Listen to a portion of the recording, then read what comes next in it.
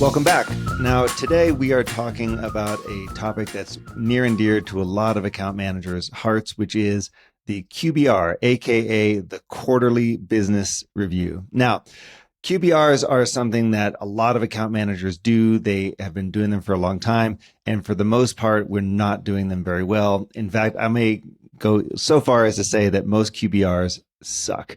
And what we're going to do today is talk about why they suck and what we can do about them. Now, a quick note before we get started, I'm going to use the term QBR, standing for Quarterly Business Review. People call them all sorts of things: annual reviews, executive reviews, strategic reviews, and so on. No matter what you call the QBR itself, just think of this as the big, high stakes, important meetings that you are having with your customer that typically involve a lot of stakeholders from both sides. So you might have your boss and VP and C-suite there. The client similarly may have their boss, VP, and C-suite at the meeting as well. So those are what we consider to be QBRs. They don't always happen every quarter. We're going to talk about that a little bit later in the episode. But the point being is that these are big meetings that take some prep and take some effort on our side as account managers. And let me just be very clear. The way we do QBRs today is broken. QBRs are painful for everybody involved. They're boring. You've probably noticed that your customer bails on QBRs at the last minute, or that their executives are suddenly too busy to attend. And a lot of people find these to be very lackluster type of meetings. So they feel like a waste of time, frankly, because most of them are a waste of time. So you know the drill. You spend all this time prepping, you put together a gigantic pitch deck, and it's got slides about your company and your office and your roadmap and like all this stuff that doesn't really matter. And you show up and you do all the talking and you talk for 60 minutes or 90 minutes or whatever it is. And the clients, well, they're just sitting there checking Instagram underneath the table. They're trying to pretend that they're not doing a lot of different things, that they're not hyper distracted. And this means that they are checked out. And the worst part of this is that as account managers, we accept this, right? We're okay with it. We're used to this format. We're used to things being the way that they've always done. We don't really question things. And that is really what we're going to get into today, is how can we make QBRs valuable, interesting, and powerful tools for our growth and for our customers' growth. The truth is, if your QBRs are nothing but a 60-minute monologue, you're missing a massive opportunity. And not only are you wasting your client's time, you're also losing a chance to position yourself as a true strategic advisor to them. If you just show up and talk, they don't think of you as strategic. They're probably not very interested in the content, and they don't care. And so today, what I'm going to show you is how to flip that script. So to make QBRs the most valuable thing that's on your calendar and your customer's calendar, and how to make your clients actually look forward to the QBRs, let alone show up for them, which they will now. So this is a huge focus for us at Amplify, which is a community of elite account managers who are all dedicated to their personal and professional growth and to growing in their career. QBRs are such a big deal. There's a lot of conversation within the Amplify community about QBRs. And we're even launching a program called QBR Mastery in January of 2025, which is going to be totally dedicated to how to use QBRs to deepen your relationships, drive alignment, and actually make a difference in your client's success. So with that as an intro, if you're ready to get rid of the tired old QBR formula, if you want to stop wasting everyone's time, and if you want to really finally turn these meetings into strategic gold, then stick with me, and we're going to do exactly that today. I want to start by breaking down why so many QBRs suck. And it really boils down to 4 dysfunctional beliefs, or 4 reframes that we need to make in our head that are holding us back. They're keeping us stuck in this old school, ineffective QBR model. And these beliefs are pervasive. They're literally everywhere. And as I share them with you, you're going to recognize them in your company, in your team, and in the way that you have always been doing things. So let's break down what these dysfunctional beliefs are, and then I'm going to talk about how we can reframe them. So dysfunctional belief number 1 is that the QBR has to be a presentation. How many times have you seen this or done this yourself? The QBR you show up to the QBR with like 50 slides, and your slides are all about, here's our leadership team, here's our offices around the world, here's our product roadmap, here's all the great things that we do for charities and in the community, and it's all about you. Updates from your team, all that sort of stuff. It's basically like a self-centered pitch deck, if you will. You show up as the account manager, you give the talk, and your client listens, or actually they appear to be listening, but they're actually multitasking or tuning out. And then you sort of walk away from the presentation thinking, well, that didn't land very well, and it's no wonder, right? So your client isn't there at the meeting to hear you talk about yourself. They show up to the QBR because they want to have a meaningful discussion about their business, not because they want to hear you talk about how you just opened an office somewhere or just won some award for the industry. That's not the point. So if you are thinking about the QBR as just a presentation about you, you're thinking about it all wrong. And frankly, it's not even a presentation. It's meant to be a conversation. So I would like to invite this reframe for you, is to think about, how can we use the QBR to align with our customer, and how can we create a dialogue and a conversation? So what does that mean? Well, it means things like send the data in advance. Give the customer the opportunity to review the reports and information ahead of time. Keep your slides down to the minimum number possible, like 5 or fewer, and use questions to drive dialogue. So don't just do the show up and throw up motion. Use this as a really good opportunity to interact with your customer. I mean, think about it. If your client has senior people in the room, this is your chance to ask great questions and to figure out what's really going on inside of the customer. So I want you to reframe that. Reframe this from, hey, this is a presentation, to, no, this is an opportunity to engage with them, ask about their biggest challenges, ask about what's going on in their business, and to make it about them, not just about us. Dysfunctional belief number 2 that I want to share is this concept that I have to do it all myself. So as an account manager, I'm resilient and resourceful, and I'm kind of used to doing a lot of stuff on my own. And so this is a big deal. It's a big deal to reframe this. We often think that the QBR sits entirely on our own shoulders. So we spend hours putting together the slides, pulling the reports, prepping our stakeholders, and like getting all ready for it. But if we do that and we don't do it in a collaborative way, it creates a problem. The problem is that a one-sided QBR leaves the client out of the loop. So our client, our champion, they're not involved. And when they're not involved, that makes them a passive observer instead of an active participant in what we're doing. So if the client's not engaged, the QBR really isn't all that impactful. So you don't have to do all the work yourself. And I would like you to reframe this. And can we think instead about the QBR as being a collaborative effort?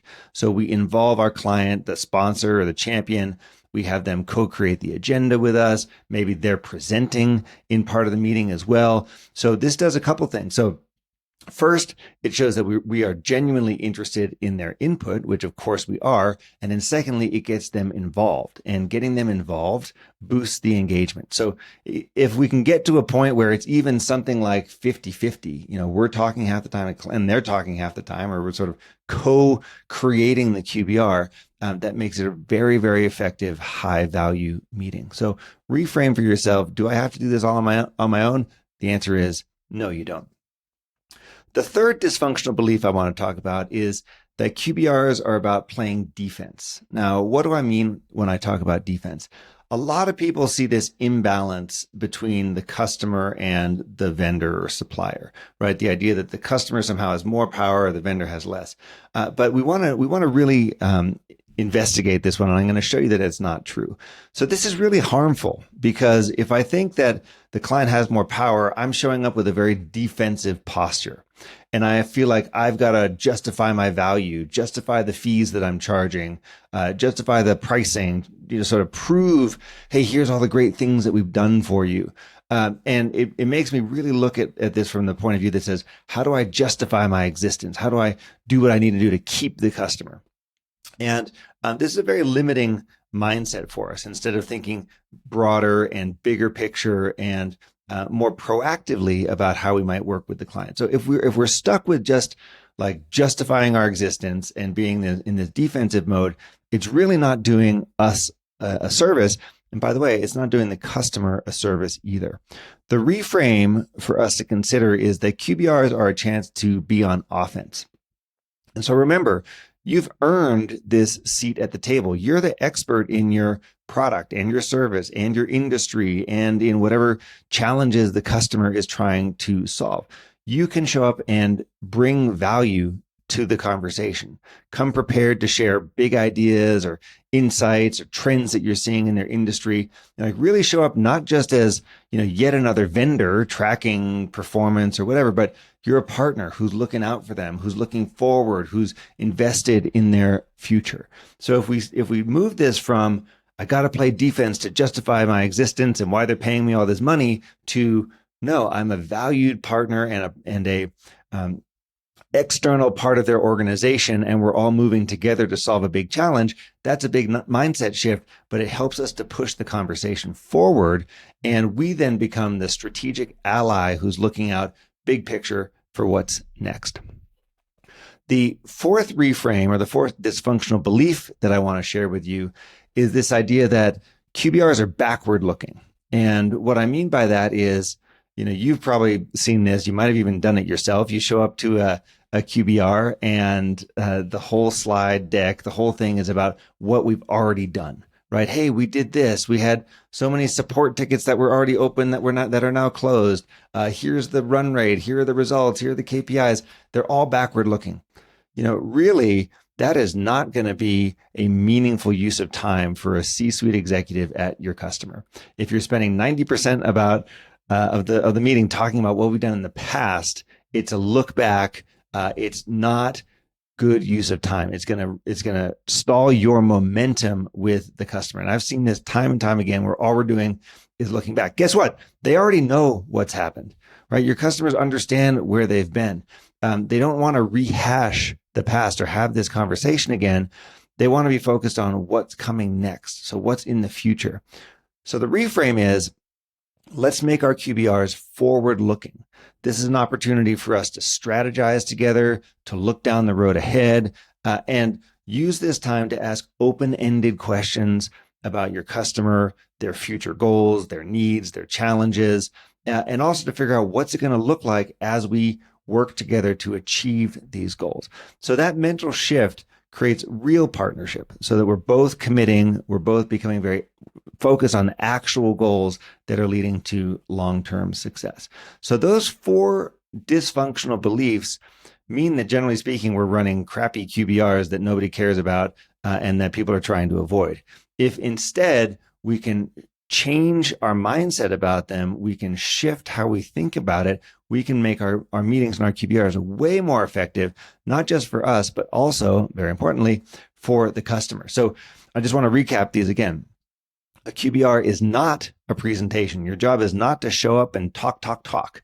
Your job is to show up and to facilitate a conversation among peers. If you can facilitate the conversation, you're going to be in really good shape. You don't have to do all the work yourself. This is a great time to enroll your champion at the client, to co-create the agenda with you, to co-present even at the meeting with you. You don't have to do this yourself. The more they participate, the more they get involved, the higher impact your meeting is going to be. Third, don't show up feeling like you have to justify your existence. This is not about playing defense. We're in this to help our customers to win. We've got to play offense. We've got to be on their team. Very important mindset shift there. And the last one is, this is not about the past. I mean, yes, we've got data, but we're going to, as I'm going to share with you in a second, we want to share that data in advance as much as possible. We want to make QBRs about the future. They're a launch pad for where are we going together. They're not a great use of time if all we're doing is looking in the rearview mirror. So those are four kind of outdated beliefs that we've just demolished. So let's talk about tactics. Let's shift our thinking here and say, how do we really make this work? How do we really make our QBRs something that our clients are going to look forward to? How do we prepare for a client-centric, future-focused QBR that brings real value? I want to share a few quick tactical tips here. The first is send the data in advance. So you've got charts and reports and metrics and so on and so forth. Send all that stuff ahead of time. Your customers will appreciate it. They'll have time to look at the information before the meeting starts. So we're not wasting time in the meeting. We don't have to do all this stuff recapping right at the beginning. We can instead dive straight into the strategy discussion. This way, by the time you're in the room, by the time we're on the Zoom call, the client is already primed. They're ready to go, and they understand where we've been and what's been going on. So send the data in advance. If you've got all these beautiful charts, you want to make sure they actually get read. You're going to have much better impact, much higher likelihood of that if you send them ahead of time. Secondly, as I mentioned about this idea of you don't have to do it on your own, get your clients to co-create the agenda with you. So set a really good agenda and then send it to the client. Hey, this is our draft agenda. What else do we want to have on there? Encourage your customer to say what's top of mind and add that on there. This way, it becomes not just your meeting, it becomes their meeting as well. And when the client feels like they're co-creating or co-facilitating the meeting, they're going to be more invested in that discussion. Number 3 is focus on future forward, open-ended questions. When we have this opportunity to sit down with a customer and we've got 60 minutes or 90 minutes or maybe even longer, it's a great opportunity to uncover blind spots that we might have, or to test our assumptions, or to test our hypotheses. So what we want to do is we want to be able to sit down and ask big questions. Hey, what's coming up for you in the next year? What are your top challenges this quarter? What do you think the impact of XYZ is going to be on your business? Like big, broad, future-focused voice of customer questions. We talk about this a lot within the Amplify community, the power of asking great voice of customer questions to uncover what's really going on within your clients. So I love asking these types of questions. In the downtimes, don't ask tactical stuff. Don't talk about the weather. Don't do that. Be different, stand apart, ask questions that are going to really elicit meaningful information from the customer. This is your chance to do so. By the way, when you ask great questions, the client is going to see you as more strategic and more valuable to them. So if you learn to ask really great voice of customer questions, and by the way, we have entire programs on this within the Amplify community, and I invite you to check that out. But if you get really good at asking voice of customer questions, the customer is going to perceive you as more important, more strategic, and more valuable to them. The fourth thing I want to share here is keep the presentation part as short as possible. Yes, often we do have to do some type of presenting at a QBR, but in this case, I would recommend that you follow the 80-20 rule. So can you get it to the point where you're presenting 20% of the time and the rest, the 80%, is discussion? Can you cut your slide deck back so it's like 5 slides top, for example? Keep your talking points short. The goal here, what we're trying to do is we're trying to set the stage for a rich discussion. We don't want to just be doing a monologue at our clients. And so can we do that through the structure? Can we do 80-20 when it comes to our QBRs? And then the last point is be really thoughtful and specific about the next steps. Nobody hates a QBR more than when they do the QBR and then nothing happens. And then you come back to the next one in 90 days or whatever, and we're just rehashing the same stuff, or none of the follow-up has occurred. So your job as the account manager is to set specific goals and timelines and responsibilities so that you know and the client knows exactly what's coming next. And we're tracking, did we do it? Did we answer the questions? Did we get the data? All the follow-up stuff. By the way, it's not always yours, right? So this could be stuff that your client is also doing, since we're co-creating something here. But if we miss the opportunity to have really clear follow-up, then the client totally loses the plot. And they're like, why do I bother coming to these meetings if we're not doing the things that we said we're going to do?